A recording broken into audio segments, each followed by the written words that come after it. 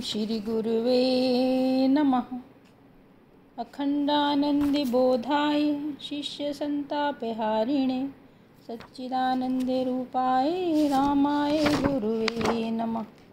ओम पूर्णमदः पूर्णमिदं पूर्णात् पूर्णमुदच्यते पूर्णस्य पूर्णमादाय पूर्णमेव अवशिष्यते।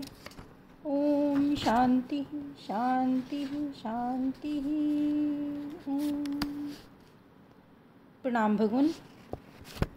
पुरुषोत्तम योग स्वामी अखंडानंद सरस्वती जी का दिव्य ग्रंथ और भगवान इसमें श्रीमद् भगवद गीता के 15वें अध्याय के 6ठे मंत्र की व्याख्या चल रही है।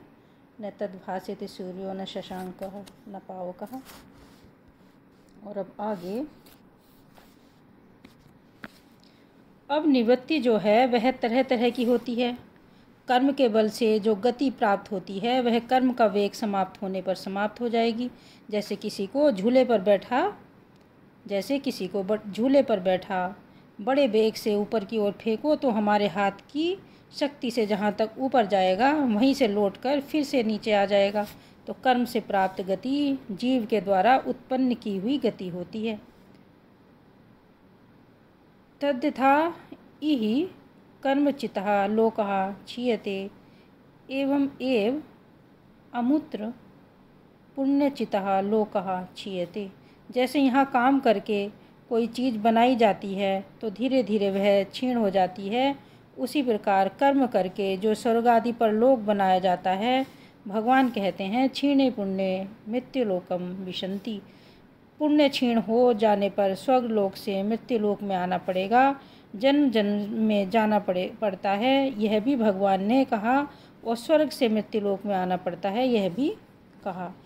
किंतु उपासना और कर्म के बल से अगर ब्रह्मलोक पहुंच गए तो इसमें केवल कर्म नहीं रहा, उपासना भी आ गई। तो उपासना के बल से ब्रह्मलोक में जाओगे। भगवान कहते हैं आ ब्रह्म भुवनालोकः पुनरावर्तिनः अर्जुन। ब्रह्मलोक पर्यंत पुनरावृत्ति है, वहाँ से भी लौट कर आना पड़ेगा क्योंकि उसमें उपासना का बल है, मन का बल है। अब समझो कि बड़ा प्रयत्न करके ब्रह्मलोक में गए और ब्रह्मा की जब मौत होगी तब तो जो ब्रह्मा के राज्य में है उसमें दो तरह के लोग होते हैं। एक तो परमात्मा के प्राप्ति के लिए रवाना होते हैं लेकिन थोड़े दिनों के लिए ब्रह्मलोक में रुकते हैं, तो उनकी तो जब ब्रह्मा की मुक्ति होती है तब मुक्ति हो जाती है। और जो लोग सकाम भाव से ब्रह्मलोक का भोग करने के लिए जाते हैं ब्रह्मलोक से वे लौट आते हैं। एक संगति तो यह हुई। दूसरी संगति यह है कि एक एक ब्रह्मांड में ब्रह्मा अलग अलग होते हैं और अनंत कोटि ब्रह्मांड का ब्रह्मा हिरण्यगर्भ होता है। तो जो एक ब्रह्मांड के ब्रह्मा के पास पहुंचते हैं वे तो ब्रह्मा की आयु समाप्त होने पर फिर लौट आते हैं, और जो हिरण्यगर्भ के पास पहुंचते हैं वे महाप्रलय के अनंतर हिरण्यगर्भ के साथ मुक्त हो जाते हैं। अच्छा, एक बात पर विचार करो कि निर्वृत्ति कैसे होती है। जीव स्वयं भी निर्वृत्त होते हैं यदि उनको सुखी जीवन प्राप्त न हो, ज्ञानी जीवन प्राप्त न हो और अनंत जीवन प्राप्त न हो तो जीव स्वयं भी वहाँ तृप्त नहीं होगा, लौट आएगा। क्योंकि जीव नित्य है, अनित्य सुख से वह तृप्त नहीं होगा। यह ज्ञान स्वरूप है, उसको जड़ से तृप्ति नहीं होगी। जीव आनंद स्वरूप है, उसको कहीं दुख मिलेगा तो उसमें जीव रमेगा नहीं, जाकर लौट आवेगा। इसलिए जीव के सहज स्वरूप के अनुरूप जब तक स्थिति नहीं मिलेगी तब तक वह स्वयं ही स्थान बदलता रहेगा। क्योंकि जीव सत है, चित है, आनंद है, अस्थि भांति प्रिय है।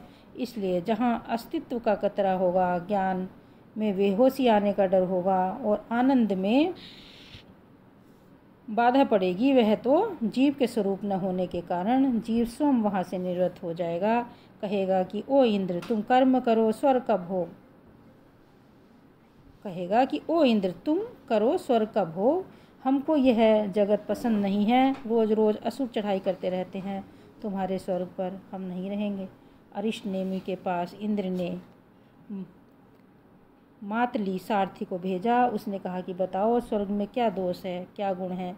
जब दोष बताए तो अरिष्ट नेमि ने कह दिया कि नहीं जा सकते उसमें, रंती देव ने कह दिया कि मैं नहीं जाता स्वर्ग में। बड़े बड़े महात्माओं ने वहाँ जाने से मना कर दिया। क्यों? बोले कि हमारे स्वर्ग के अनुरूप नहीं है। जैसा आदमी है उसको रहने के लिए वैसी जगह चाहिए। सच्चिदानंद को रहने के लिए सच्चिदानंद घन धाम चाहिए। वह बिना सच्चिदानंद घन की प्राप्ति के कभी तृप्त नहीं हो सकता, कभी अमृत नहीं हो सकता। ओम शांति शांति शांति। प्रणाम भगवान।